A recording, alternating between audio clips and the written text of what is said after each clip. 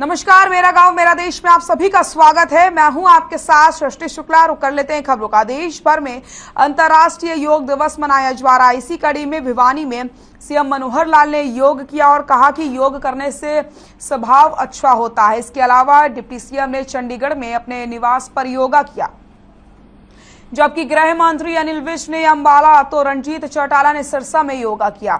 यमुनानगर में शिक्षा मंत्री कंवरपाल गुर्जर, गुरुग्राम में कृषि मंत्री जेपी दलाल और रेवाड़ी में कैबिनेट मंत्री ने योगा किया। इसके अलावा महेंद्रगढ़ में पूर्व शिक्षा मंत्री रामविलास शर्मा, सोनीपत में सांसद रमेश कौशिक और चरखी दादरी में सांसद चौधरी धर्मवीर सिंह ने योगा किया है। आपकी टीवी स्क्रीन पर ये तस्वीरें आपको हम दिखा रहे हैं, जहां पर 8वें अंतर्राष्ट्रीय योग दिवस के मौके पर कार्यक्रम का आयोजन किया जाता है। जगह जगह से योग करने की तस्वीरें सामने आती है। इसी के साथ भिवानी में मुख्यमंत्री मनोहर लाल ने कार्यक्रम में शिरकत की। अंबाला में गृह मंत्री अनिल विज ने योगा किया है। तो ये तस्वीरें आपको हम दिखा रहे हैं, जो आप देख सकते हैं। पहली तस्वीर भिवानी की है, दूसरी तस्वीर आपको हम चंडीगढ़ की दिखा रहे हैं। इसी के साथ अंबाला में भी कार्यक्रम का आयोजन किया जाता है। सिरसा की भी तस्वीरें आपको हम दिखा रहे हैं। यमुनानगर, गुरुग्राम, रेवाड़ी, महेंद्रगढ़, सोनीपत, चरखी दादरी, कैथल में योग किया गया है। कार्यक्रम का आयोजन किया जाता है, जिसमें सभी को इस बात की जानकारी दी जाती है कि योगा हमारी जिंदगी के लिए कितना आवश्यक है, कितने लाभ हैं योग करने के। बल्लभगढ़, झज्जर, जुलाना और इंद्री की भी तस्वीरें आप देख सकते हैं, जहां पर 8वें अंतर्राष्ट्रीय योग दिवस के मौके पर विभिन्न कार्यक्रमों के आयोजन किए गए हैं।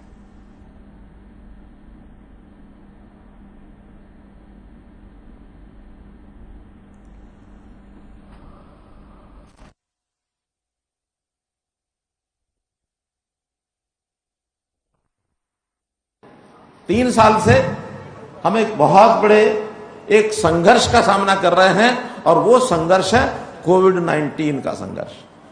कोविड-19 के समय हमारे शरीर जब बिगड़ने लगे, उस समय दवाई करने वालों ने भी हाथ खड़े कर दिए। उन्होंने भी कहना शुरू कर दिया कि आप योग करिए, आप प्राणायाम करिए, आप जो है श्वास क्रिया करिए। फेफड़ों के ऊपर सबसे ज्यादा असर कोविड-19 का हुआ है, तो इसलिए उसको भी ठीक करने के लिए योग का ही सहारा लिया गया। और दवाइयां भी बाबा रामदेव जी जैसे पतंजलि आश्रम में जो दवाइयां बना रहे थे, वो सारे देश में लागू हो गए। योग करने वाले बड़े बड़े साधक हुए हैं। मैं धन्यवाद करता हूं बाबा रामदेव जी का भी, कि जिन्होंने उस योग को, जो भी कंदराओं में, आश्रमों में, कुटिया में, मंदिरों में और वहां जा साधु सन्यासियों तक सीमित था, उसको निकाल करके देश की जनता के सामने लाके खड़ा कर दिया। आज पार्कों में, आज ग्राउंड्स में हजारों हजार लोग ये योग करने के लिए आते हैं। कि योग को ये माने कि योग करना हमारे लिए स्वस्थ भव, ये आशीर्वाद है। आपने जीवन में योग उतार लिया तो एक प्रकार से आपको आशीर्वाद मिल गया कि आप हमेशा में यहां स्वस्थ रहेंगे, निरोगी काया के साथ रहेंगे। तभी आपका शरीर जो है निरंतर आपका साथ देगा। आपको एक संकल्प लेना चाहिए कि अगले योग दिवस तक, जो भी अगला हमारा 21 जून का योग दिवस आएगा, उस समय तक हम जो है एक जीवन में कोई ना कोई एक परिवर्तन, कोई एक खाने पीने की, स्वभाव की, कोई भी हमारी बुरी आदत अगर जीवन में लगी हुई है, उसको दूर करेंगे। खास करके युवाओं को मैं अपील करता हूं कि आज हरियाणा में, खास करके पंजाब बॉर्डरिंग जो जिले हैं, उन जिलों में और नशे का एक प्रचलन ये शुरू हुआ है, और उसके लिए बहुत प्रकार की मेडिसिन इसका उपयोग करने लगे हैं। तो मेरा निवेदन है, इस नशे से हमको दूर होना है। अगर नशे से शरीर को बचा लेंगे तो ये शरीर हमारा सुनहरा एक प्रकार का, यानी जैसे सोने की चीज कही जाती है, डायमंड की चीज कही जाती है, सर्वश्रेष्ठ शरीर अगर रखना है तो इस नशे से मुक्ति ये हमको चाहिए।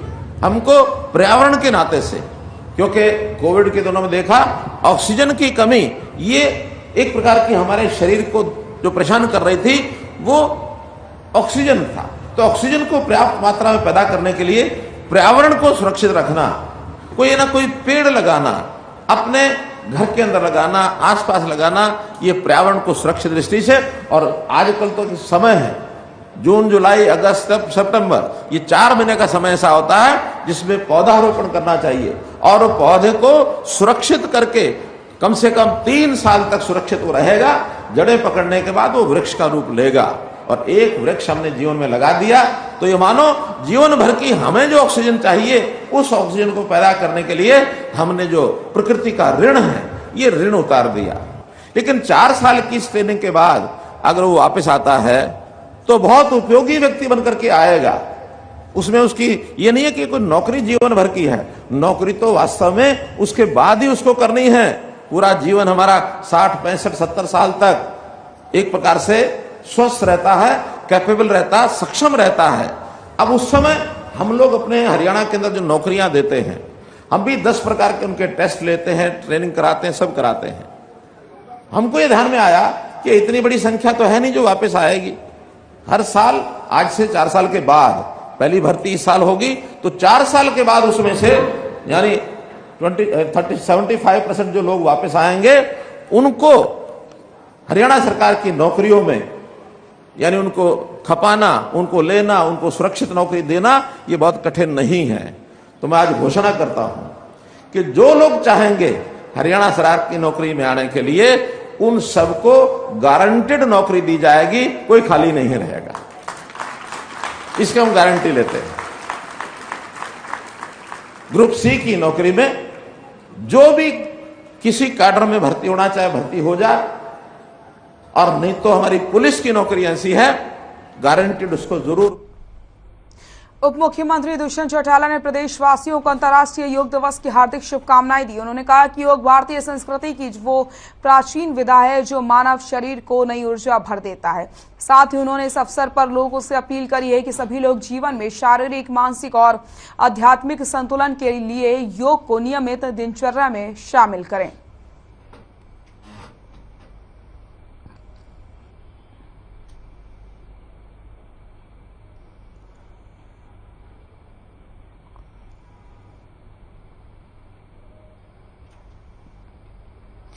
तो योग शरीर को नई ऊर्जा से भर देता है। डिप्टी सीएम ने सभी को योग दिवस की शुभकामनाएं दी और साथ ही साथ सभी से अपील करी है कि सभी लोग योगा जरूर करें, क्योंकि योग शरीर को नई ऊर्जा से भर देता है।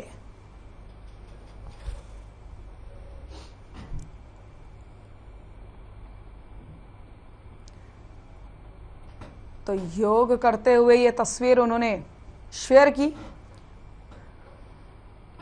और सभी को शुभकामनाएं दी हैं।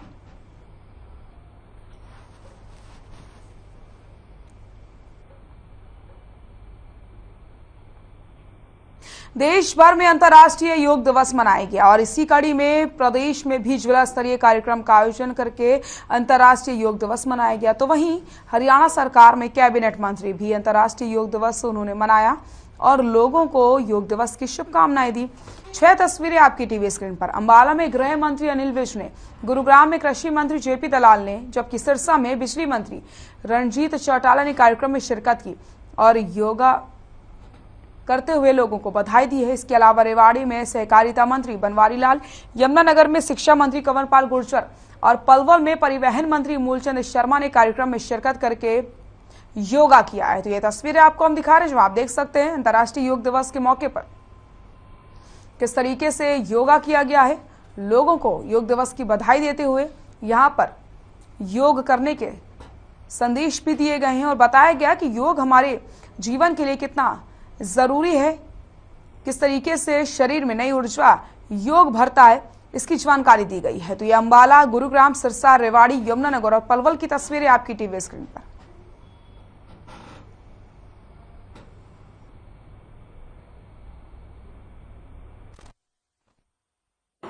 योग का मतलब होता है साधना।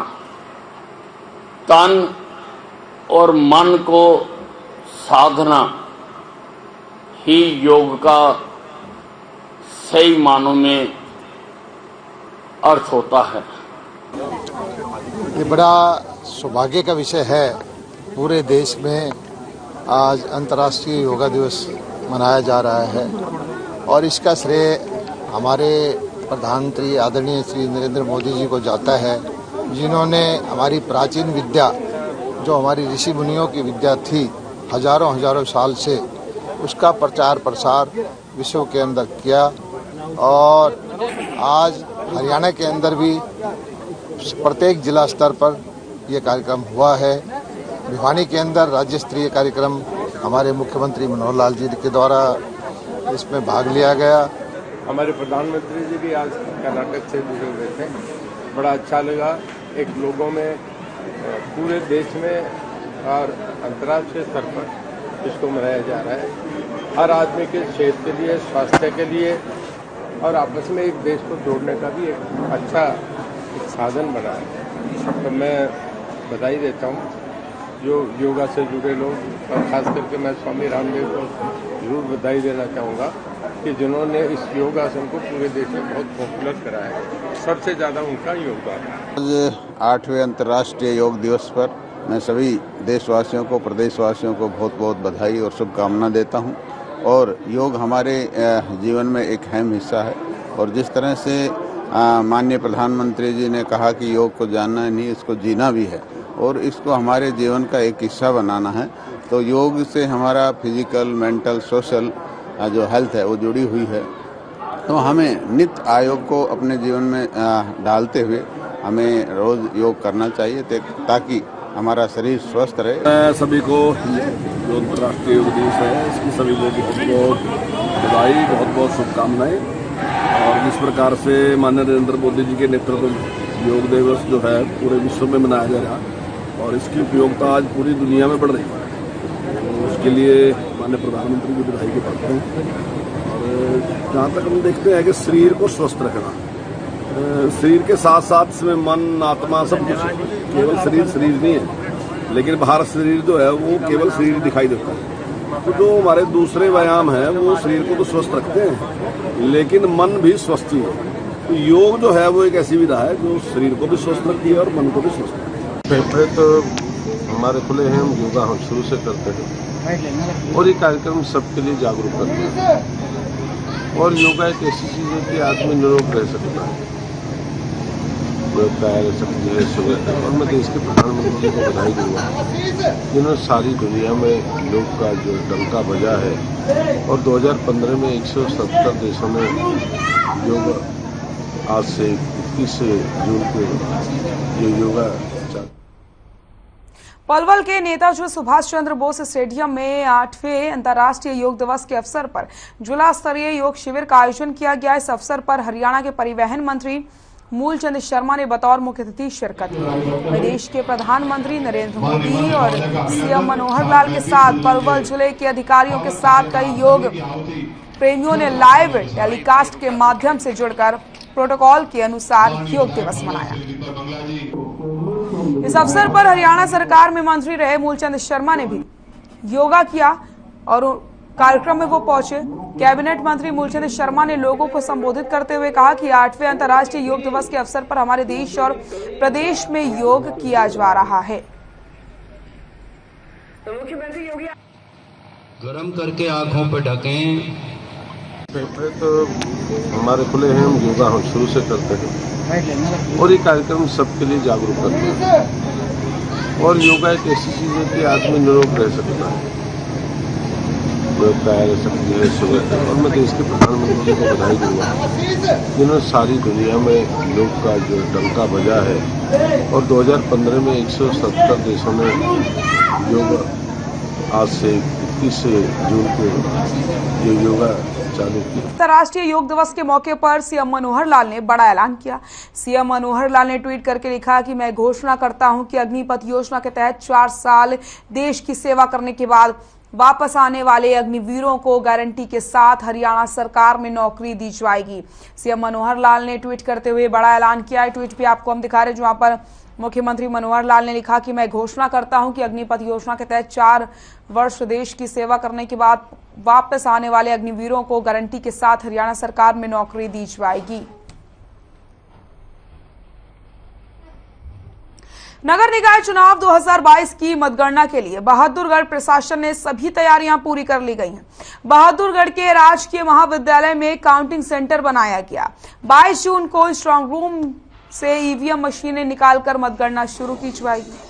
आपको बता दें कि सुबह 8 बजे से मतगणना शुरू हो जाएगी और मतगणना को सफल बनाने के लिए बहादुरगढ़ में 100 से ज्यादा कर्मचारियों की ड्यूटी लगाई गई है। रिटर्निंग ऑफिसर भूपेंद्र सिंह ने बताया कि मतगणना के लिए 14 टेबल लगाई गई है। 9 राउंड की गिनती के बाद परिणाम जारी कर दिए जाएंगे।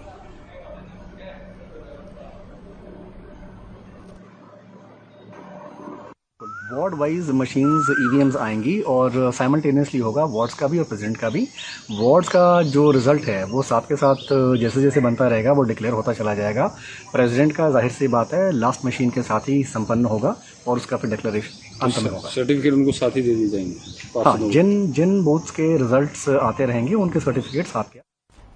पुंडरी के विधायक और हरियाणा पशुधन विभाग के चेयरमैन रणधीर गोलन ने वाल्मीकि बस्ती में जा करके विकास कार्यों का ब्यौरा लिया और इस दौरान रणधीर गोलन वाल्मीकि चौपाल में पंडरी के वाल्मीकि मोहल्ले के निवासियों से रूबरू हुए। रणधीर सिंह गोलन ने बस्ती वासियों की समस्याओं को सुना और वहां लोगों ने अपनी समस्याएं उनके सामने रखी। लोगों ने मांग करी है कि उनके मोहल्ले में एक वाटर कूलर का प्रबंध किया जाए, जिस पर विधायक रणधीर सिंह गोलन ने नगर पालिका सचिव को 3 दिन के अंदर वाटर कूलर लगाने के निर्देश जारी कर दिए और उन्होंने ये भी कहा है कि क्योंकि उनकी चौपाल को 2 मंजिल बनाया जाएगा। इस दौरान वाल्मीकि मोहल्ले के निवासियों ने अनेक मांगे रखी, जिसमें चौपाल के फर्श को दोबारा बनाना, शौचालय में बाथरूम बनवाना और नालियों को दोबारा बनाने जैसे शमशान घाट को भी बनवाना, चार दीवारी बनवानी शमशान घाट के आसपास, ऐसी मांगे रखी गई हैं। तुरंत जेई और नगर पालिका सचिव को नालियों की मरम्मत करने के आदेश भी जारी कर दिए गए। विधायक रणधीर गोलन वाल्मीकि समाज को आश्वासन दिया है कि उनकी सभी मांगों को अगले 6 महीने में पूरा कर दिया जाएगा। इस मौके पर विधायक रणधीर सिंह गोलन के साथ अनेक नगर पालिका पार्षद भी मौजूद रहे।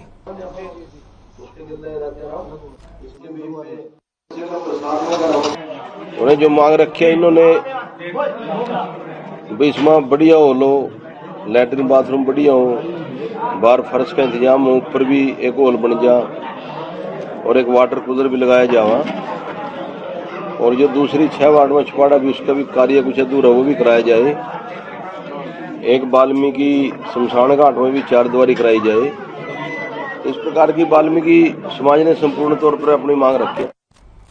खबर चंडीगढ़ से, जहां मुख्य सचिव संजीव कौशल ने फायर सेफ्टी ऑडिट को लेकर अहम बैठक करी, जिसमें अधिकारियों को निर्देश दिए गए आने वाले एक हफ्ते में प्रदेश में चल रहे सिनेमा घरों, मल्टी कॉम्प्लेक्सों का विशेष फायर सेफ्टी ऑडिट किया जाए। इसी तरह से आने वाले समय में विद्यालय और विश्वविद्यालय हॉस्टलों का भी फायर सेफ्टी ऑडिट किया जाए। उन्होंने कहा कि आपकी आग की घटनाओं से न केवल संपत्ति का नुकसान होता है बल्कि नागरिकों की जान भी खतरे में आ जाती है। इसलिए सभी सरकारी भवनों में आग से बचाव के लिए पूरे इंतजाम होने चाहिए। इसमें किसी प्रकार की ढिलाई बर्दाश्त नहीं की जाएगी।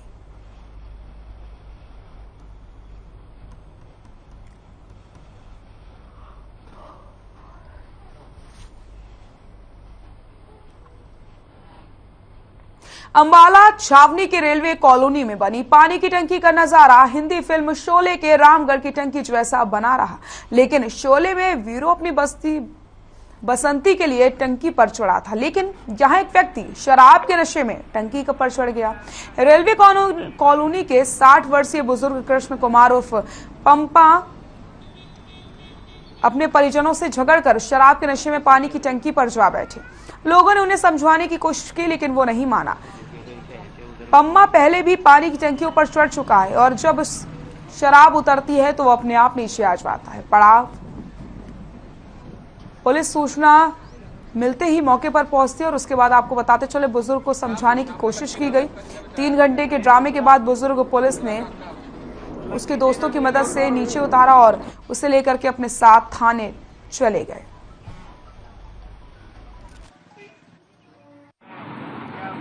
सर हमारे कर्मचारी गए तो ऊपर इससे बातचीत कर गए। ऊपर इसने एक तो ड्रिंक कर रखी है जी इसने, दूसरा बोला जब मेरा नशा डाउन होगा तो मैं खुद नीचे उतरेगा। मैं 2-3 बार पहले भी चढ़ चुका हूँ। ऊपर। अगर आप मेरे नजदीक आओगे, जबरदस्ती उतारने की कोशिश करोगे, मैं आपको धक्का भी दे सकता हूँ। इसलिए फिर इसको ऊपर छोड़ के जी आगे। कृष्ण कुमार है, एलियस पम्मा, रेलवे कॉलोनी का रहने वाला है। करीबन उम्र है करीब 60 साल और शराब पीने का आदी है। तो इसकी पहले भी इस तरह की कुछ हमें आज समाचार मिले थे कि पहले भी ये टंकी पे चढ़ जाता था ड्रिंक्स वगैरह करके और बाद में अपने आप उतर जाता था। तो आज से सुबह 10 बजे के करीब ये टंकी पे चढ़ा था, जो 2-3 घंटे की कड़ी मशक्कत के बाद इसको बातों में लगा के इसको नीचे उतारा गया। इसके खिलाफ जो कानूनी कार्रवाई बनती है। महेंद्रगढ़ जिला पुलिस अधीक्षक विक्रांत भूषण ने कनीना शहर का दौरा किया और शहर में चल रहे निर्माण कार्यों का भी निरीक्षण किया। इसके साथ ही कनीना रेलवे स्टेशन के भी दौरा किया गया। एसपी प्रशांत भूषण ने बताया कि अग्निपथ योजना के लागू होने के बाद जिले में कानून व्यवस्था पूर्ण रूप से कंट्रोल में है। इसके अलावा जिले में नशे के खिलाफ चलाए गए अभियान के बारे में जानकारी दी और कहा कि नशा बेचने और खरीदने वाले लोगों को पता लगाकर उनके खिलाफ सख्त कार्रवाई की जा रही है।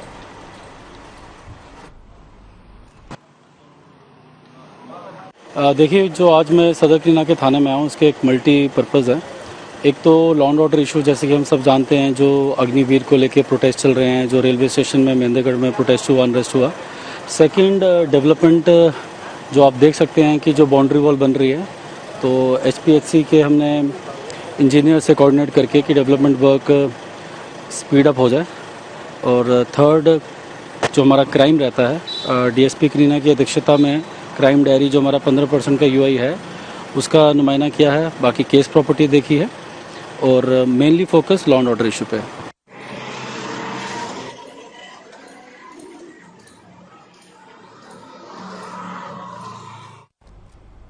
खबर फरीदाबाद से, जहां नागरिकों को नशे के दुष्प्रभाव के प्रति जागरूक करने के लिए पुलिस आयुक्त ने जागरूकता वैन को हरी झंडी दिखाकर रवाना किया। उन्होंने कहा कि संयुक्त राष्ट्र ने 1987 में एक प्रस्ताव पेश करके समाज को नशा मुक्त करने की बात कही। इसके बाद से ही हर साल 26 जून को अंतर्राष्ट्रीय नशा निषेध दिवस मनाया जाने लगा, जिसके मुख्य मकसद लोगों को नशा और इससे होने वाले दुष्प्रभाव के प्रति जागरूक करना होता है।